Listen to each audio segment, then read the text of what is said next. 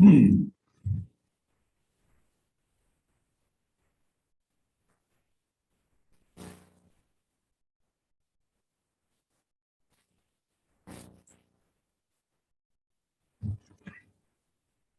far we've come in just 2 years with making stuff accessible. It's amazing.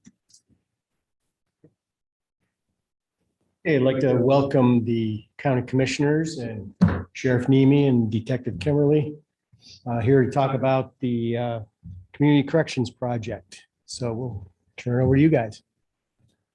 Thank you. I'm Sheriff Bill Nemi, and I wanted to thank you for having us here tonight. Our main goal out here is to give the citizens make an informed vote on our issues with the county jail. Lieutenant Jim Kimberly has been working on this for quite a few years now, and I'll turn it over to him and he'll give you his presentation. Thank you, Sheriff, and thank you also for having us and giving us the opportunity to present some of the issues that we have and present some of the solutions that we are going to be presenting to the voters in November. And just to give folks an idea of what we're dealing with, the current Ashtabula County Jail was built back in 1978. It's built with 5 floors. The original construction was intended to house 112 inmates, but we have a single classroom space within the jail. It's frequently referred to as a programming space in jail language, but it's essentially just a classroom. We have a single cell on the first floor that we use for inmates who are suffering from some sort of a medical crisis or mental health type of crisis. The current jail has a full service kitchen on the basement floor. The kitchen prepares about 200 meals per serving. We also have a laundry area, which is used to wash the inmates' sheets, towels, blankets, and uniforms and such. The security controls that are located throughout the jail are very outdated. They're original to the building. And just to give people an idea of how obsolete and how cumbersome they are, the top photograph on the left-hand side are the main controls that are used to open and close the entry and exit doors from the jail. And because of the age, they're frequently breaking down, and it's become difficult to obtain the repair parts for those. But more importantly, one of the challenges that we have is the locks that are controlled are accessed on each floor outside of the inmate housing unit. And in order to enter into one of those housing units, the officers have to go up to the floor. They have to use a key to open a lock cabinet to obtain another key, which opens a locked box. They have to then use an additional key to power the box up to push the buttons to go in and out of the cells. So it's very cumbersome. It's very labor intensive, which means that additional officers are required to open and control those doors while there's inmates within the housing unit. So it's also become very operationally inefficient. We also have a problem with many of the fixtures that are within the jail, and that toilet that's located in that middle photo on the left-hand side of the screen is just one of those examples. That toilet is on the 3rd floor. It's actually in one of the newer types of areas within the facility. But despite it being one of the newer ones, we have a real difficult time obtaining repair parts. On top of that, that toilet was never intended to be placed into a correctional environment. That's more of a commercial grade toilet with the flush valve sticking off to the side. So the inmates like to kick it. They like to try to cause damage to it, or they're just too lazy to bend down and flush the toilet. So they use their foot, which causes some frequent leaks. It's difficult to see in that photo, but the floor is all flooded. And because of the age of the fixture, it's become difficult to obtain the replacement parts for them. They're now obsolete. So the repair parts have to come from overseas, which really causes the quality control or the tolerances to vary. So it becomes difficult to keep those fixtures operational. And one of the direct results of that is in the photograph on the left at the bottom of the screen. That's a concrete wall on the opposite side of that toilet. And because of the periodic and frequent water leaks, it's difficult to keep paint on that wall. So it's constantly flaking and peeling. The concrete from years of being saturated is spalting and coming off in layers, which is a problem anywhere, but the problem is made a little bit worse because that hallway leads directly to our medical and exam area. So it's difficult to have a clean and sterile medical environment when we can't even keep paint on the wall. But one of the biggest problems that we have with our current facility is that it was built in 1978. And back in 1978, there was a very different philosophical approach to corrections. Back in 1978, the attitude was to lock inmates up and throw away the key. When they finished their term of confinement, they were released back into the community. They were just expected to be better. That dynamic has changed. And now the criminal justice community as a whole, not just the correctional facilities or the law enforcement agencies, but the courts, the prosecutor, the probation department, even the defense attorneys are expected to fix inmates' problems when they're involved in that criminal justice system before they're released back into the community. And some of the problems that we see in the community at the county level are really no different than what you see here at the city level. We frequently have inmates who come in with either untreated or undiagnosed mental health issues. They come into the criminal justice system in active addiction. Sometimes they have untreated or undiagnosed medical symptoms. Oftentimes they're uneducated, they lack social skills, things that are required in society to be successful. And under the current societal expectations, we're really expected to fix those problems before they're returned to the community. And it's something that we're willing to do. It's something that we would be capable of doing by partnering with the different agencies that are already providing services in the county. But it's difficult, if not impossible, to do it in the current facility. As I said, the jail currently has one programming space or one classroom space in which to offer those programs or classes to help inmates better their lives. And it's really falls far short of what the need is within the jail. Another problem that we have is the jail's overcrowded. As I said, it's rated for 112 inmates. Our average daily population is 151. And our high population took place back in August of 2019 when we had 166 inmates in the jail. And to give people an idea of what that looks like when we're that overcrowded, we literally have to throw mattresses on the floor where there's a space, not even a suitable space. And the inmates will lay on the floor and sleep on the floor until such time that a bed or a cell becomes available to them. So what we typically have to do when we're that overcrowded and jail cells or jail beds are at such a premium, we have to decide who we'll bring into the jail. It's not uncommon during even a single shift for us to have to turn away people who should be arrested because they may have warrants out for their arrest or they may be committing criminal offenses. But unless they're crimes of violence or such a serious level of a crime of violence, we can't afford to use our limited number of jail beds to house inmates like that. So what typically has to happen is officers, be they deputy sheriffs or municipal or village police officers, have to investigate crimes, identify the person responsible, only to release them back into the community with a date or appointment to show up for court. Another problem that we have because of our limitations is that we're unable to classify or separate inmates properly. And in a correctional environment, classification at its most basic level is to separate the male inmates from the female inmates. But it becomes a lot more complex than that, in that the state requires us to separate inmates based on the type of offense they're charged or they're incarcerated for, whether or not they're convicted or awaiting trial. We have to consider their behavior during their previous jail stays. All these other decisions have to be, or all these other factors have to be considered before we can make a housing decision. But when we're overcrowded, as we typically are, it's impossible to be able to meet all those different requirements. So what frequently happens, for example, we have to house drug dealers with drug users. So oftentimes inmates leave the jail worse than they were when they came in. We're basically teaching people how to become criminals. And I think that problem is reflective in our recidivism rate. And so people can understand recidivism is really just a correctional term that refers to the rate at which people return to jail. And it's defined all different ways, but for our own purposes, 54 inmates in jail.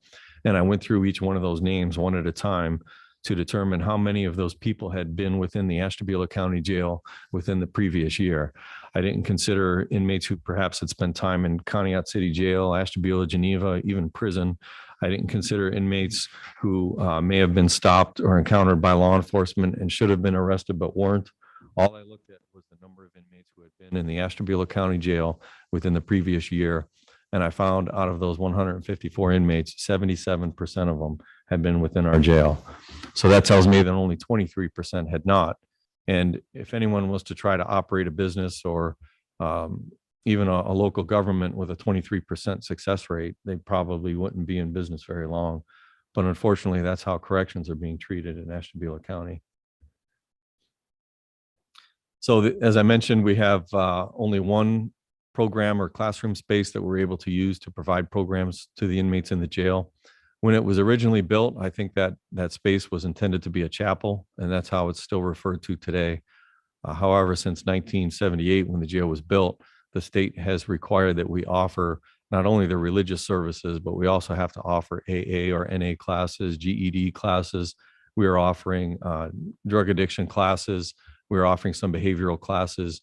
We also have to frequently use it for some of the longer term drug or mental health assessments. We have to occasionally use it for inmate attorney visits. And since all these issues or all these needs are being asked of that single programming space, it's not uncommon, for example, for an inmate to only be able to go to a GED class once every 10 weeks as the GED instructor makes her rounds through those different housing units. And really, it's an impossible environment in which people can be expected to or be asked to change their life or change their behavior when they're only being fed once every 10 weeks. And the remainder of the time, they're within that same corrosive environment in the jail. And as I said, all of that really makes us unable to meet the societal expectations for correctional facilities. On the first floor, we do have that single medical or mental health cell that's photographed in the bottom right-hand corner of the screen, but that photograph really doesn't do it justice. That cell is located in the main hallway, going in and out of the jail, right in the booking area. So it's a very, very busy hallway. There's frequently people talking, sometimes people yelling outside that door if we have a combative or argumentative inmate brought in. Since that's the busiest entry and exit point from the jail, there's a big, heavy security door that's constantly opening and slamming shut. Sometimes officers have to use force against some inmate who's coming in and perhaps presenting the officers with some sort of a challenge.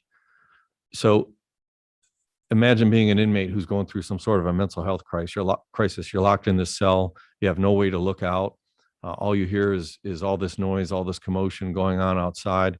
And what typically tends to happen is an inmate suffering from that mental health crisis typically gets worse in that cell rather than getting better. And that frequently results in a hospital visit. Sometimes that inmate might try some form of self-harm, where we have to intervene and perhaps use force against that inmate. But on top of that, any inmates who are going through detox, any inmates who may be suicidal, and even inmates who just can't get along anywhere else in the jail have to be housed in this one cell. And since we typically have more than one inmate who's going through a situation like that, what we often have to do is use what was intended to be interview rooms in the vicinity of this room to house those inmates. And those interview rooms don't have any sink or any toilet. There's no bed in there. There's just benches that go around the wall.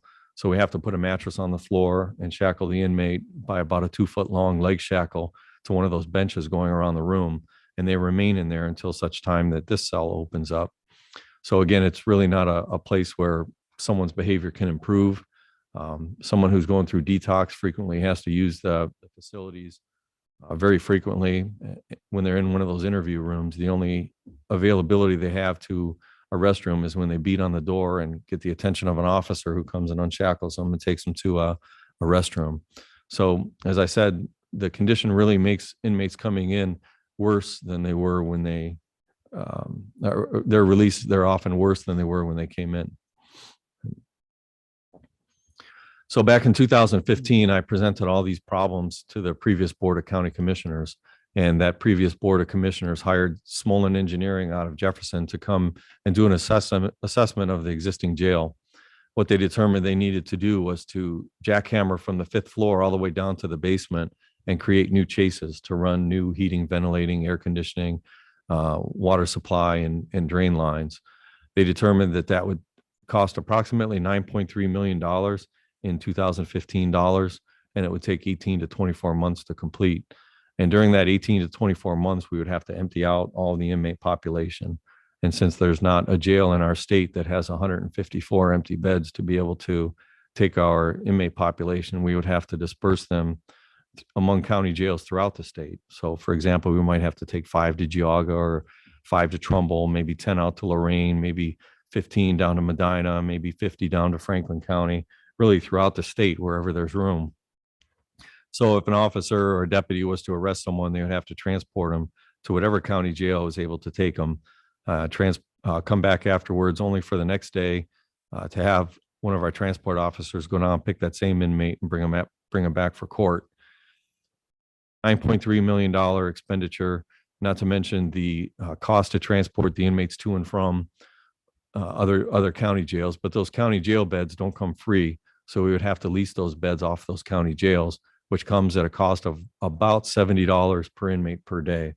So all these are additional expenses on top of that $9.3 million. One of the bigger problems we would have is by opening up that envelope and starting that construction project, we would put our jail under the standards that were changed in 1984. Since our jail was built in 1978, we're grandfathered into those standards, but by starting that construction project, we would have to abide by those current standards. And among the changes, they increased the amount of square footage that's required per inmate. So we would actually lose jail cells. So we would spend all that money, have all that time without a jail, only to come out worse than we were when we started. So in 2017, the current Board of County Commissioners took office. They picked up where the Smolin report left off, and they hired a firm out of Youngstown called Strollo Architects. Strollo Architects came in and did a study of the entire criminal justice system in Ashtabula County, not just the Ashtabula County Jail. In doing so, they looked at all the municipal courts in Conneaut, Geneva, and Ashtabula. They looked at the municipal jails in Conneaut, Geneva, and Ashtabula. They looked at the municipal or the common pleas court in Jefferson and the Eastern and Western County courts in Jefferson and Geneva. In doing so, they identified several inefficient practices that we had, and they made some recommendations to eliminate those inefficiencies. We were able to implement those recommendations and actually lower the demand for jail beds, but nonetheless, they still recommended we would need 292 jail beds going forward. They based that number on projections off of the number of arrests, the number of criminal cases that were filed countywide, and then they projected those numbers out for 25 years. So that 292 bed jail count isn't what was determined to be needed 5 or 10 years from now, but 25 years from now. They also looked at the existing structure to determine whether or not it could be adapted or modified to meet that 292 bed count. And they determined that it wouldn't be a wise economic decision. So in 2019, the Board of Commissioners hired an architectural firm out of Cleveland called K2M. They took that Strollo report and they helped us to design a 292 bed facility. And since no one involved had ever done any sort of a project like this, we really relied upon them for some guidance. And one of the things they did was they brought into the room these large sheets of paper, which they hung all around the perimeter of the room. And each one of those sheets of paper was filled with photographs that all revolved around a single theme. For example, one sheet of paper maybe was some of the jail housing units. Another sheet of paper was the exterior of the building. Another one was the kitchen, so on and so forth. And they had all the stakeholders, everyone involved, go around and look at these pictures and put green stickers on the pictures of the things we really liked and red stickers on the things we really didn't like. And in doing so, they were able to help to hone in on what we wanted our new jail or our new sheriff's office to look like. Unfortunately, in doing so, when they put the project to paper, it came back with a $51.3 million price tag, which was really a lot more money than anyone involved was comfortable approaching the voters for. So we went back to K2M and streamlined the design. And in doing so, we eliminated many of the things that we wanted in a new facility. And we really only had the things that we determined to be of a need in the new facility. For example, we got rid of some extra training rooms for the sheriff's department. We were able to consolidate some of the housing units. We eliminated a dedicated car wash bay for the sheriff's cruisers. We eliminated a dedicated evidence processing bay so the evidence detectives could serve search warrants on vehicles. we broke it down to those things that we needed. And in doing so, they determined that it would cost $43.7 million moving forward. And that $43.7 million is all inclusive of the construction costs. There's factors in there for inflation, for labor increases, and also for a construction manager. Some of the benefits of that new facility, as I said, it's built for 25 years out. So it's not something that we would have to look to redesign or look to add on to in another 15 or 20 or more years. But on top of that, there's a provision on the right-hand side of that drawing in the bottom right corner of the screen to be able to add 2 additional housing units. And those 2 additional housing units, if ever added, would raise the bed count from 292 up to 450. So ideally, it would be able to meet our needs for potentially 50 or 60 years out. It's designed as a single floor facility, which from an operational perspective is much, much more efficient than a multi-floor facility. We can do more with a fewer number of officers. But additionally, the design has essentially 5 clusters of housing units, and each one of those clusters is supervised by a single officer post.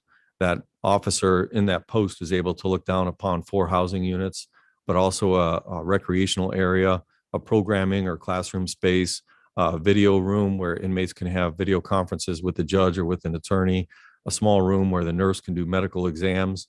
So simultaneously, that one officer can watch 4 housing units, can watch inmates at recreation, inmates in programming, inmates who are doing a video conference. So again, it's very, very operationally efficient, but also it becomes a safer facility because by having all of those functions within a single cluster, the inmates only need to move within that cluster. There's very limited need for them to move outside that cluster, which reduces an opportunity for escape, an opportunity to assault a correctional officer, another inmate, or an opportunity for them to pick up some contraband and take it back into the housing unit. It's also designed with a total of 11 medical or observation holding mental health type of beds. And the intent is if an inmate is in one of those specialized beds, we would be able to identify their need. We would be able to treat it or address it, restore them, and be able to move them off into a regular housing unit. Those aren't intended to be long-term beds. And one of the other things that we did in this design, as I said, it's currently designed for 292 inmates with the ability to increase it to 450 inmates. But since the kitchen, the laundry, and the inmate property storage would tend to change based on the inmate count.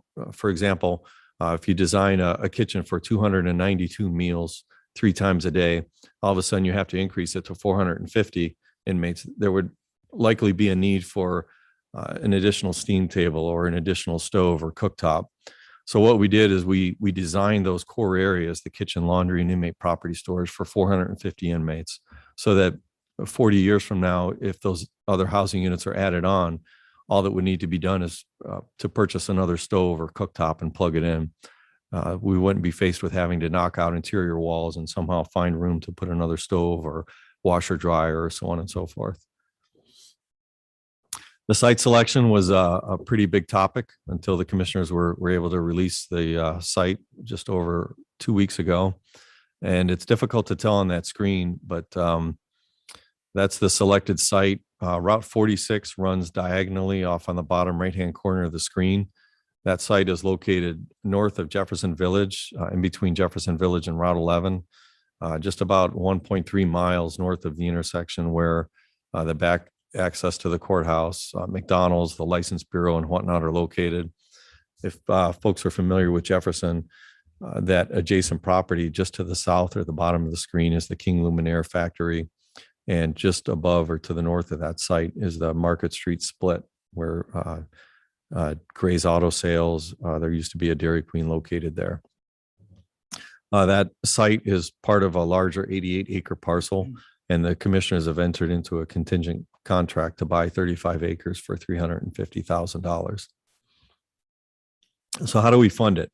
$43.7 million is a lot of money, and the commissioners spent a considerable amount of time determining what would be the best funding mechanism for it. And they determined that a 0.5% sales tax, a criminal justice sales tax, would be the most appropriate way to fund it. And there's a lot of important phrases within that first bullet point. The first of which is that it's a sales tax. It's not a property tax. It's not something that's placed on the back of property owners in the county, but a sales tax is something that's paid by everybody, whether you're a property owner, whether you're a renter, whether you're a visitor to the county. Even the criminals, they make purchases as well. So by increasing the sales tax, they would be contributing to the cost of this project as well. In addition to that, as a criminal justice sales tax, that means that it can only be used for criminal justice projects. It's not a blank check for the commissioners. It has to go in, the funds generated have to go into a dedicated line item, which can only be used for criminal justice related projects. In addition, the commissioners determined that it would be for a 20-year term. So at the end of 20 years, the building would be paid off and that tax would fall off, would have to be brought back before the voters at whatever rate is determined to be needed at that time. So it could potentially appear on the ballot again in 20 years as a 2%, 0.2% increase as opposed to the 0.5 or 0.5% increase. And to give folks an idea of what a 0.5% looks like, 0.5% sales tax increase is 50 cents for every $100 purchased or $5 for every 1,000. The current rate in Ashtabula County is 6.75%. A 0.5% increase would bring us up to 7.25%. And that map at the right-hand side of the screen, those light blue counties are counties which are currently at or above 7.25%. So of the 88 counties in Ohio, 59 are already at or above 7.25%. So that would put us in line with those other counties. On top of that, the state is currently sitting on $50 million for jail renovation or construction. The county has applied for $30 million of that. We haven't yet heard from the state to know what, if any, of that money will be eligible for. This county is also sitting on some ARPA funds, which are the CARES Act coronavirus response funds. Even though those CARES Act, or excuse me, those ARPA funds can't be used to construct a new jail, they can be used to pay for quite a few aspects within that jail. For example, the medical area, the detox areas, the classroom areas, all those, by the way we look at it, can be paid for through those ARPA funds. And the commissioners are waiting for a final determination from the state treasurer to say whether or not the funds can be used that way. The county is also waiting to see how much we'll be able to collect from the opiate settlement, which is currently in its final stages in the federal court. Some of that money could certainly be appropriately spent within the jail. And we also would be interested in leasing out some of the jail beds. As I said, that 292 bed count is for the year 2042 to 2047. So what I anticipate would happen is when the jail first opens up, I would anticipate it would fill up as we start to address some of the 7,000 warrants that we have, but aren't able to serve because we don't have jail beds. I expect it would be filled up with people who haven't yet gotten the message that if you come to Ashtabula and commit crime, there's a good chance you're going to go to jail. But as those warrants are addressed, as the message starts to get out that there's accountability in Ashtabula County, those jail beds will be empty. But rather than leaving them sit empty, because it takes the same amount of officers to watch a housing unit with 8 inmates as it takes if that housing unit has 12 inmates in it, what I would propose doing is to lease out those jail beds to other county jails who are in a similar overcrowding situation so that we could start to collect some money and use it to apply down the debt. So finishing up, what do we do with the current facility? If anyone has been to Jefferson and looked at the current facility, it still looks very good from the outside. And in fact, it's still very structurally sound, but operationally, it just doesn't work as a jail. It doesn't meet our needs. It doesn't meet the community needs. And it doesn't meet the needs of the courts and the other departments in the county. So rather than tearing it down, the commissioners are interested in consolidating some of the outlying county offices. Just as an example, soil and water, the environmental services, the engineer's office, all these are county offices which operate outside of the county courthouse proper. So there's a potential to renovate some of the existing space and use it for those outlying offices, putting them all under the same roof. There's an opportunity for us to expand some of the offices and some of the courts that are within the courthouse complex, which are very overcrowded. There's an opportunity for us to partner with some of the treatment providers who are offering services in our county. They were able to bring in more services if they had the room in which to offer those. So we could potentially partner with them and allow them to lease some of the space for some sort of a drug or alcohol or mental health treatment facility. And then there's an opportunity to lease out some of the space to perhaps a law firm or a bonding company or something like that. So that's our brief presentation. Just in summary, some of the things that we hope to do is to have a facility that meets our needs, that's able to meet the inmate needs, a facility that's appropriately sized so that we could take the people who either through their crimes or through their behavior really aren't amenable or eligible for any treatment or rehabilitation, be able to house them, get them off the streets, but also have sufficient space for those inmates who may be suffering through addiction, may be suffering through mental health, and that addiction or mental health issue is the root cause or the source of their criminal behavior. We would ideally be able to house those inmates, and while they're serving their debt to society, be able to provide them with programming, be able to provide them with classes and opportunities to improve their lives so that when they're released back into the community, they're released back into the community clean, sober, and with some of the tools that are necessary for them to become productive citizens in the county, as opposed to going through the revolving door of recidivism. That's our presentation. I would welcome any questions that we have now, but in the event that folks watching have questions and want to reach out, Lisa Hawkins' name, phone number, and email address is listed there. She's the go-to for the county commissioners. Sheriff Nemi's information is there, and my name is listed at the bottom. So please feel free to reach out. You know, one thing I'd like to, a lot of people don't understand is we're a confined area, so we still have to quarantine any new inmates that come into the facility for 14 days. So the problem that creates for us is we only have X amount number of cells to individually quarantine somebody. So with that being said, we can't bring people, deputies can't bring people in the jail on a warrant, stuff like that. We have to pick and choose. We could take a person of crime, violence, or a theft. So those are the decisions we have to make. And the other problem it creates for us, and as I'll use Ashtabula City Jail as an example, they have prisoners sitting in their 12-day facility jail that have been there six weeks, or maybe longer, because we're having a hard time getting those inmates transferred over to us because we had quarantine. And the other thing you have to understand is we have to police the entire county. So when deputies go outside, go out and handle a call of crime of violence like domestic violence, well, we have to bring that individual to the jail. And then we have to try to make room for them to keep the community safe. Another issue that we're having is there's no immediate consequence out here. We go to Walmart several times in a shift for shoplifting, theft, drug abuse, and it's the same offenders. And they've been issued summons 4 or 5 times already by now. They don't care because they know there's no immediate consequence. Had we been able to address that issue in the first time around, maybe we wouldn't have all these warrants out here. So that presents a big issue for us and a big issue for public safety. It's unacceptable to me. Something has to be done, and that's why we're here to tell you our needs. It's my job as your elected sheriff to tell you what we need to combat the crime in Ashtabula County. And these are the tools we need. These are our problems, and here's our solution to it. So we want to give everybody be transparent on everything so they have an understanding of the issues we're facing here.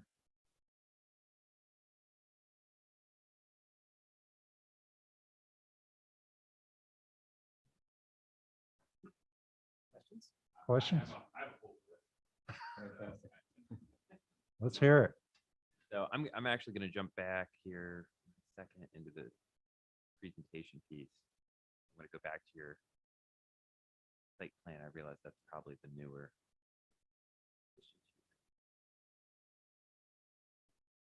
So this is north of the King Luminaire property. There are no sanitary sewers out there. You're going to extend sanitary sewers to serve those. Those are going to come off of the Village of Jefferson. Do they have capacity for the facility? Because I did notice that they have an equalization basin on their wish list for OPWC, and generally that's indicative of a high flow issue to building an EQ basin. Is that ACDS territory or Aqua territory for water services? So that would be the village, which is Aqua. Okay, so Aqua would be your primary service. Yeah, it's village. Okay, so it would become the village once it's annexed. The annex, correct. Are you going to have to annex all the properties between there and the village, like King Luminaire? So there have been some preliminary conversations, but we would anticipate probably annexation. But that would probably bear what the village decides that they want to do. Would they provide that infrastructure to us without requiring annexation? It'd be a continued conversation with the Village of Jefferson on how we'd be able to, I guess, have access to that infrastructure. And we anticipate, though, that annexation may be required. Typically is, and you would want it to be, because if you're extraterritorial, most municipalities charge a super premium for extraterritorial customers, Right. Because they're serving people that didn't pay for the capacity, right? So is there any way to have ACDS provide water service there? Because I know ACDS would provide it at a fraction of the cost compared to Aqua. Is there any way to reduce cost by having that served by ACDS? Well, we don't really have any close service, I guess, area. So I would anticipate us from a more cost-effective perspective to tap into the village's infrastructure versus build out our own. And this is a recommendation. This isn't a question. Build a sewer screening facility. If Jefferson Village doesn't require it, you should do it anyway, and they're going to come back to you and require it after the fact, and then you won't have some funding stream to pay for it. We have a rather large prison on the east side of town that you may be aware of. The stuff that makes it down a sewer toilet in a prison is amazing. Mhm. So we're actually having conversations with the village on that very issue right now because there isn't one. So there's a lot of stuff getting into the village system. So we're working with an engineer to design some type of solution that will address that issue because we're experiencing that issue right now. You can take a look and see what. Yeah. So the Lake Erie Correctional installed a rather sizable one. They're obviously much larger, magnitudes larger than this, but it is a screening system. We would show you. We can get you the plans if you need anything like that. I'm happy to answer any questions you have. But we lift from then the prison. We have a lift station between there and the final destination for treatment. And the amount of rags as well as steel wool and cleaning items that they're able to shove down there just tear your pumps apart. So strong recommendation on a screening system. Absolutely. No, makes perfect sense. Makes perfect sense. So, are you doing battery backup? Are you doing any kind of generator backup, full facility backup, particularly? That's one of the requirements that we have under the jail standards from the state of Ohio is that we have a generator backup. Okay. So based on this facility here, we've had some experiences with prolonged either water outages or electric outages. And they do have some battery backup, but things don't necessarily cover everything. The cost of providing temporary food and meal service for that period of time while they don't have water or whatever, that's not something that you would want to get into. It's better, to build the ark before it rains. Sure. So I strongly recommend for even maybe some additional on-site water storage, whether it's volumetric water storage on the roof or something like that to provide that temporary, hey, we're out of water for 6 to 8 hours or something like that, because prisoners love toilets. So, And as you look at that drawing, it's difficult to see on that picture, but just to the bottom of the main structure is a pump house and I believe an auxiliary water storage tank. So that was already factored in because of the distance and whatnot. Yeah, anything for volumetric storage on site would be highly recommended because outages are awful. I'm going to jump out of this so they can see us, but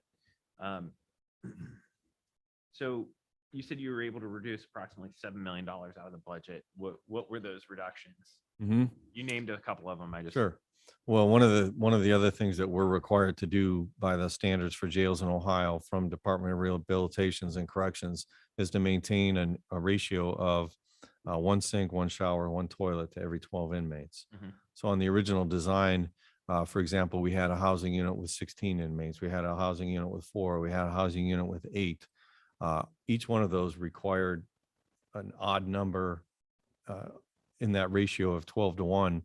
So by making all the housing units divisible by 12, we were able to reduce the number of sinks, showers, toilets, and so on and so forth, make it a little bit more efficient. Something else that we did in the booking area, originally there was a wall of holding cells. Those walls backed up to a wall of holding cells. One side was used for inmates coming in, one side was used for inmates going out to court or prison or somewhere else. We essentially tore down that wall in the middle, added a door on each side and kind of made those shared use. So for example, from 3 till midnight, they might be used for intake. And then the next morning from 8 to noon, they may be used for outgoing for court. So we were able to save a lot of money that way. We were able to consolidate some of those programming or classroom spaces. As I mentioned, we eliminated an extra training room for the sheriff's department, and we kind of have shared use types of rooms now instead. We eliminated that evidence bay. We eliminated the car wash bay. Among all the things, we lowered the roof line by a foot, and that saved over $1 million. It's a 107,000 square foot facility, and just lowering that roof line saved a lot of walls, just that 1 foot. You mentioned the evidence collection bay. That sounds pretty needed to me. That's kind of one of the things that I think, maybe should be considered. Well, we currently have our own county maintenance garage with a lift and a bay and everything else. So the frequency, the infrequent use of one of those bays to process a vehicle probably didn't justify the cost. So when we talked it over with our evidence detectives, we thought it was probably more reasonable just to continue to use the evidence bay rather than having a dedicated bay. Yeah, I know sometimes in public projects, the impetus to be as cost effective, value-based as possible can sometimes lead to long-term results, right? That are not as good. So I would evidence City Hall as Exhibit A here. You're sitting in the 1896 portion of the building, and right over there is the 1988, 89 version of the building. You will not find a closet on that side for any storage of records, and we don't need that, as a government. So, it's kind of a penny wise, pound foolish thing. So for us to expand at this point, it'd be significantly more expensive than it is or would have been to construct it at the time. And we know construction costs continue to rise and rise even above the cost of inflation almost year over year. So the longer we wait to construct something, the actual more cost per square foot it becomes. Sure.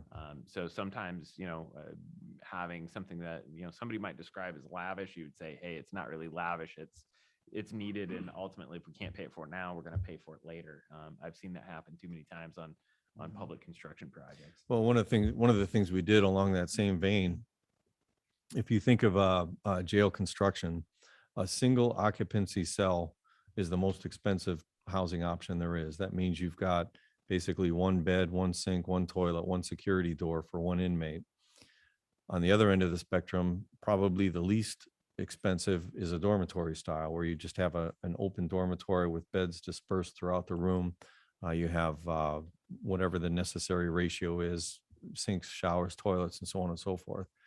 On the original design, we had several dormitories built in.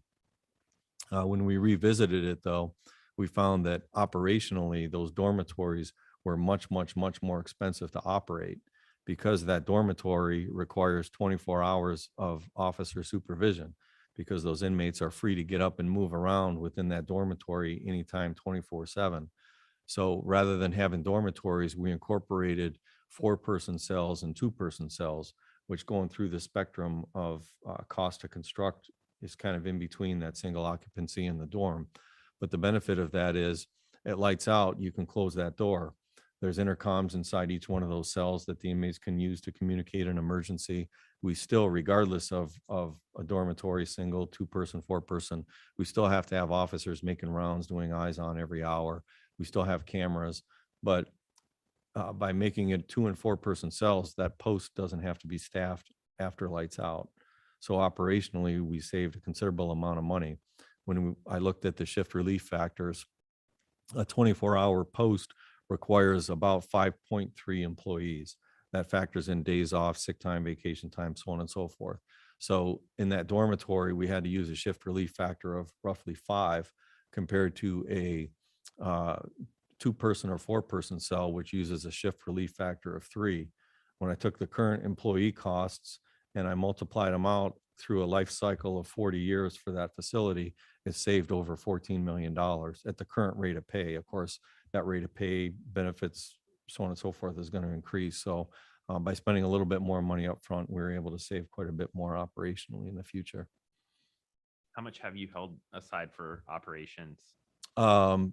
That's one thing I neglected to mention. The 0.5% sales tax pays for not only the construction of the facility, but also the operations, the increased employees that would be necessary, the increase in the food and the medical costs, plus the money necessary to hire 6 additional road deputies are all covered underneath that 0.5% sales tax.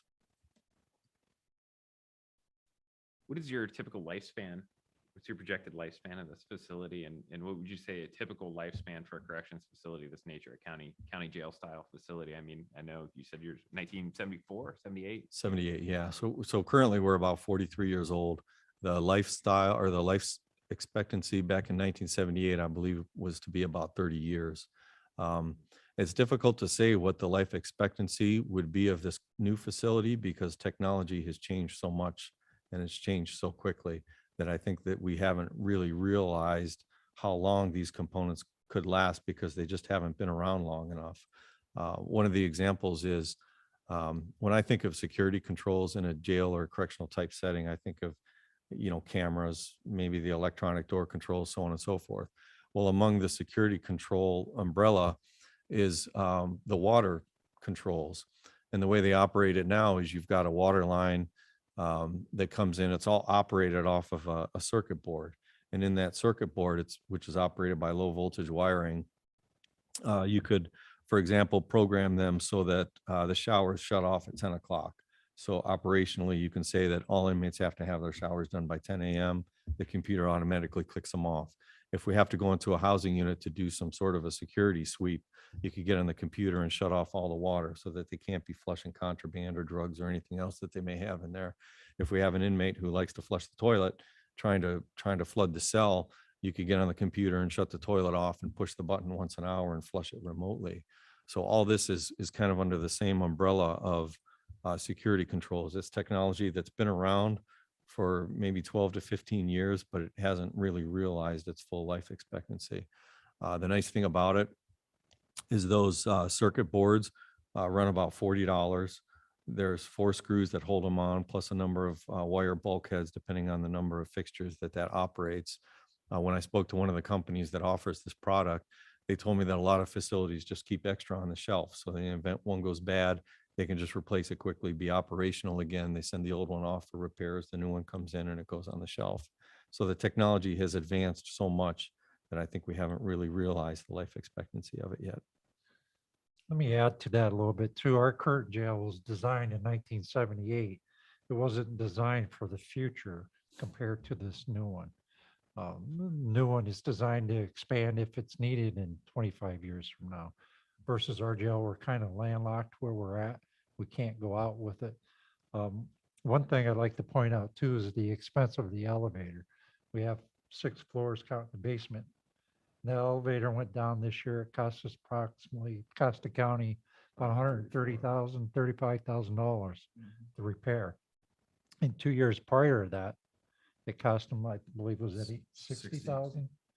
2 years prior to that. So it's not cost effective. So having a single floor facility, not having elevators, that saves you a lot of money right there. But that's our issue is that the current jail we're in now, it's not designed for our needs of today. One of the other things that I'd like to touch on with that is I think, when the original facility was built, when I was 7 years old, I obviously wasn't around at that time, but my understanding is that they ran out of money before they even finished the construction of the original jail. And then they, had to make modifications to the structure that were not intended in the original plans.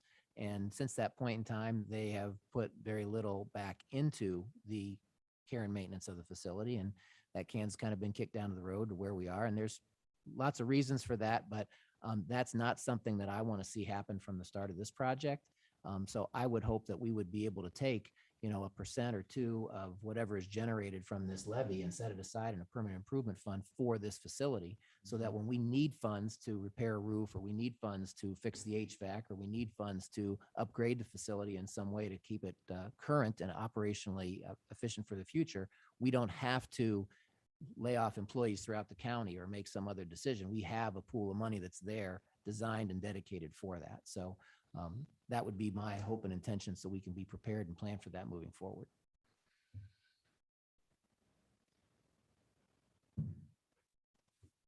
Two other questions. One, what percentage of your folks that you're taking in, and I have a roundabout idea because, we have jail here too. So what percentage are mental health?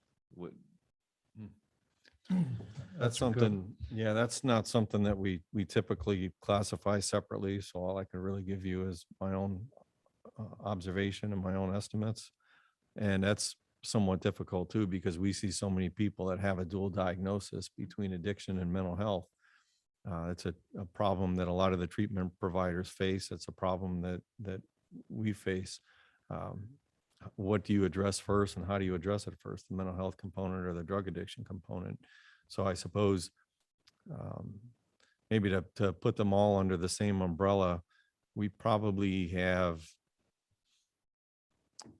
80 to 85% of our population has either a drug or mental health or some sort of a combined dual diagnosis type of problem.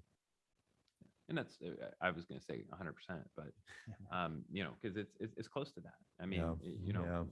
no kidding. I mean, it's just, it's out of control, and the relationship between mental health, addiction, whether that's drugs, alcohol, whatever, and crime is nearly 100% correlation. Well, the other thing I see, I've mentioned on some previous presentations, is that I'm in my 28th year of law enforcement, and I'm now dealing with the third generation of people. So in other words, some of the people who are in the jail right now, some of the people I'm investigating in the Detective Bureau, I've arrested their parents and even their grandparents. So what chance did this third generation have to succeed in society? I usually compare it to the child's game of telephone, where you would line up a group of children and you would give them a message on one end of the line, and you would hear what that message is on the other end of the line after it's been passed all the way down. And I think the same thing has taken place in skills to succeed in society. Something as simple as, you get up, go to school every day, you get up, go to work every day, you make your bed, you clean your room, you are wise with your money, so on and so forth. And those are all life skills that aren't being passed on from generation to generation when you're dealing with multiple people, either in addiction or in mental health. And the other problem that you see is, for example, you have two people, husband and wife, mom and dad, however you want to refer to them, going through addiction. They have 3 kids. Those 3 kids don't learn those skills. Each one of them have 3 kids. This is a problem that's compounding. And I think it's being reflected in our society today, whether it's in the school, having to become de facto parents, whether it's in the children's services system, the number of kids that are in foster care, the number of kids that are being raised by aunts, uncles, grandparents. I think that's a direct reflection of this generational problem that we have. And this is a problem that we're already paying for in this society, but we're paying for it in the least productive way at the highest cost possible. And I think that there's a better way to do that. So my solution lies within this facility. If we can take these people who already owe a debt to society because of their criminogenic behavior, and while they're serving that debt to society, if we could connect them with some of the programs, some of the services that are already being offered in our community through community counseling, through Signature Health, through Catholic Charities, any one of these entities, if we could just bring them all under the same roof and make those connections, I think that we could have a positive outcome on the future generations and start to turn this problem around. You also mentioned, Jim, about partnering with ATEC or the building trades or the Builders Association or other entities that are out there, so that if we have somebody who is possibly eligible for a work release, they could also be eligible for maybe an educational release to then go and stay maybe someplace on site that we could put an outbuilding on where they could do basic carpentry skills or drywalling, or maybe they could, we could set up something for a truck driving school, or we could set up some other sort of program. Maybe it's a culinary program. We could partner with local restaurants, or I think there's a lot of opportunities. And I think we would really want to seek out every potential idea that's out there to see if there's a way we can implement it. Because not everything's going to work for one set.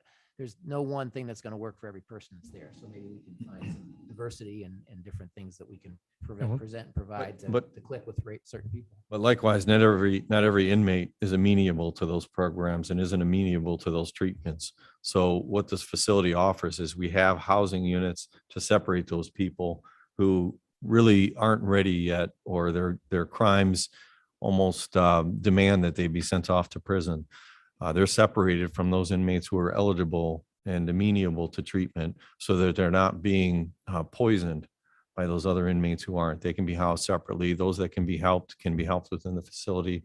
Those that aren't ready for help can do their time or can be housed separately and be moved up the road to a state facility.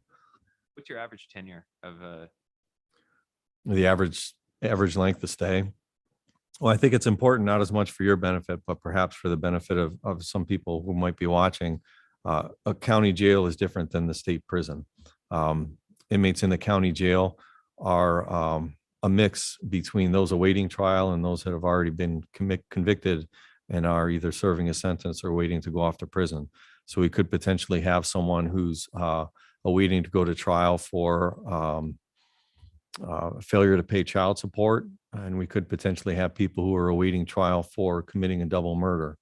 But combined, our average length of stay, as I recall, it was averaging around 77 days. We have one inmate who's currently in the jail. November 9th of this year will be his 4-year anniversary while he's awaiting to go to trial.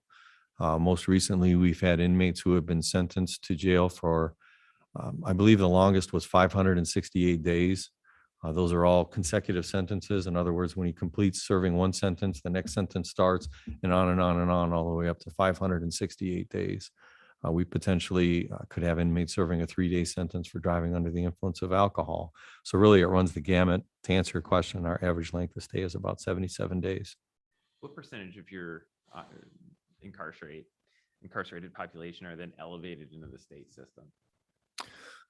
Oh, that's a question I don't think I've ever explored. I'd have to look into that a little bit before I could give you an accurate answer to that. One other thing I'd like to point out to you too is that what the state's doing on the counties, like by legislation, the F5 felonies that are committed, people used to go to prison for that. Now the state is putting that burden on the county. So F5 convictions are being served on the county level instead of going to prison, because their prison's been overfilled.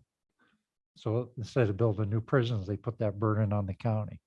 And Jim, correct me if I'm wrong, I believe there's legislation now for the state doing the same thing with F4 convictions, put that burden on the county. They're gonna make us do that mandate with no funding for it. Yeah, to expound on that, before this change took place, if someone was convicted of a misdemeanor offense, they served their time in a county jail. If someone was convicted of a felony offense, they served their time in a state prison. The state prisons are overcrowded. Their solution to their overcrowding situation wasn't to build more prisons, but it was to take those felony 5 offenders and put them down on the counties and say, okay, these are now all your inmates. This is your problem. That didn't meet the guidelines or the goals that the state had to reduce their population. So now there's legislation to send the felony 4s down to the counties. And everyone anticipates that following that, they'll be sending some of the felony 3s down to the counties as well.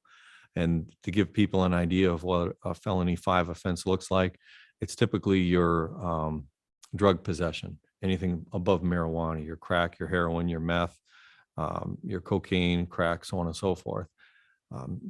Oftentimes, we also see people convicted of a felony 5 for a burglary or a robbery, things that are typically done to support their drug habit. So along with their conviction and their sentence, they're also bringing in, because of their drug use, hepatitis, HIV, MRSA, the addiction issues that come related to their charges. So when they're giving counties their felony 5 offenders, they're not giving them the cream of the crop. They're giving them the most difficult and most expensive ones to house. And when our facility was first built, I think the length of stay was 1 day short of 1 year. And now, with changes over the years, it's now 1 day short of 2 years. Yeah, the legislation has changed to allow county jails to hold inmates longer. You brought up a great point with a lot of the needs to clean jail facilities. I know in the first quarter of this year, we had to clean our detention facility medically, I think 4 or 5 times because of MRSA or so on and so forth. Right. I assume this is being designed with an eye towards how to appropriately sanitize. I mean, COVID's a whole nother challenge, but at least sanitize from the more known diseases. Yeah, absolutely. In addition to that, we have of those 11 beds that I described for inmates suffering from a medical or mental health or detox type of issue, 6 of those beds are located right in the medical wing. So in the event an inmate has, for example, tuberculosis or something that's communicable, they're appropriately housed in there. So we can still house them. We can house them safely in an environment that's going to keep it from spreading, in an environment that can be easily cleaned. Is it just that cell or are they all negative air? Just in that medical, the 6 cells in that medical area. Okay. And last one, this I'm kind of a softball here. State assistance to correct based on notice of deficiencies. I assume the state says, hey, there's lots of things to do in this jail, and you're getting your jail inspections. The state's providing assistance based on the condition of this jail. So I guess the overall argument is the state's trying to tell you gently, and with the carrot right now, this facility needs corrected. Yes, the state's gone through several changes in the last 8 to 10 years as it comes to inspections. All jails, whether they're 12-day facilities, such as what's located here in Conneaut or in Ashtabula or Geneva. Some counties have 12-hour holding facilities. Our county jail is a full-service jail. So we all have standards that we have to follow. I believe full-service jails have 127 standards that were inspected on each year. We haven't passed a jail inspection since 2014, and I suspect long before my involvement with the jail begins in 2014. As a result of failing those jail inspections, I had to write a plan of corrective action. What are you going to do about these failures? And each year, I've not only said, but I've also demonstrated the progress in this project. We are meeting with the county commissioners, the hiring and engineering firm. We've reached out to a firm to do an assessment of the criminal justice facility. We're working with an architectural group. So we've demonstrated that we've done something as opposed to just saying we're going to do something. One of my concerns is the state has accepted that, you're going to do something. My concern is if this issue doesn't pass, the state could step in and say, okay, you've been given the opportunity to do something over the past 7 years. You've been unable to do it. We're going to step in and do something. They could potentially say you're rated at 112 beds. You need to find something to do with every one of those inmates over 112. They could potentially come in and say, okay, these housing units aren't up to par. You need to close them down. They could make us a 90-bed facility or any number. They could even potentially close us down through a consent decree or something to that effect. Well, I think that's really good for people to know, and that the state's been patient with Ashtabula County overall, but everybody has a limit to their patience. I mean, I think it's important to note, Mr. Hockaday, that I think doing nothing is not an option. We frequently get the question, well, if this doesn't pass, what's your plan B or what's going to be done? And I think, to the best of our ability, we'll continue to try to limp along and do what we've been doing, but we can't expect to be successful or to be permitted to continue to handle things the way that we are. And on top of the additional expense, if we have to outsource all of our housing and the transportation costs that would be involved, it would end up being a far more costly and less efficient way to do things. But on top of that, if something doesn't change just because of the blind spots in the existing facility, the overcrowded conditions, I fear us having to be subjected to a lawsuit of some sort that, again, we would be a very, very costly and non-productive use of resources when we have the ability to fix the problem. And we're seeking the support to try to do that instead of throw money away, trying to defend ourselves for something that we know is almost indefensible. Mhm. So really, JT, the 25% modification in sales tax, by comparison, most equitable way to proceed. We spent a lot of time talking about this issue, Mr. Moisio, and I'll tell you, first of all, I have a hard time coming to the citizens of Ashtabula County with a property tax on much of anything anymore. I think property, people are so tired of being property owners and shouldering the burden of everything themselves. So first of all, we just didn't feel a property tax was going to go anywhere for getting community support. Secondly, the criminal justice specific nature of this, we felt would be reassuring to folks, letting them know that we wouldn't be able to just put this in a general fund. The last time we had a sales tax issue in the county and it failed miserably, it was just our general fund needs more money and there was really no controls on how it could be spent. And so we thought if we basically say, this is what we're going to use it for, and we have some controls in place to assure that, that would also be beneficial. And then thirdly, the sales tax component of it being shared by not only criminals who spend money too, but also our tourism industry as it continues to grow. 540 million, I think, was the last figure that was out there. You're never going to convince me that somebody coming in for D-Day or coming into the wineries for a weekend that may spend $1,000 is going to not come here because of a $5 additional expense. And that way they are sharing in that expense and helping offset that from the people that live here year round. And I think that that's a great way to help us stretch our dollars here locally. So that's why I was very much in favor of doing it this way. Casey? No, you're spot on. And I think we felt it was important to have a fixed term so that there was a mechanism for accountability as it relates to the project. So recognizing that the sales tax is necessary to support the construction of the facility, but also the ongoing operations. But we kind of talked about that at great length. Do we look at a continuous term? Do we look at a greater amount of a term? We felt 20 years was important so that the voters do have some accountability measure. So this issue would be back up on the ballot. So in 20 years, or perhaps not at all. Should the county be in a different position financially with the future Board of County Commissioners. So we felt that was very important as we were kind of weighing all of these things. Making sure that the ballot issue and the modification would cover not only the construction, but the staffing. Again, it doesn't do any good to have the facility and then not be able to properly staff it and manage it. So. And I think our approach too is also different than perhaps of prior attempts. Some prior attempts have been, commissioners perhaps trying to impose a sales tax. This Board of County Commissioners did not have any desire to impose a sales tax. We felt it was important for us to do the work up front. And my gosh, we've been doing the work for 5 years, 5 to 6 years now, so that we could then set the stage for the voters to be able to make an informed decision on this project. You look at other counties that are looking at similar projects, and there are many other counties in this very same situation. I sit on the board of directors for the County Commissioners Association, and we're lobbying the legislature for some funding, some capital funding to support counties with these types of projects.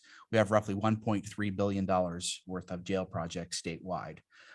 So we're hopeful that perhaps the state will recognize that this is an issue and work to set up a fund at the state level, much like they already have with their initial $50 million, but start throwing, a couple $100 million into this fund every capital bill to support some of these projects.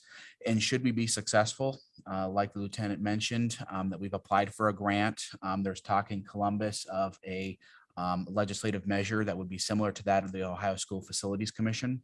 How many of the new schools were paid for. They're looking at a similar measure that would support jail construction. We'll be right in line. We'll be one of the first to apply probably should that legislative initiative pass the legislature.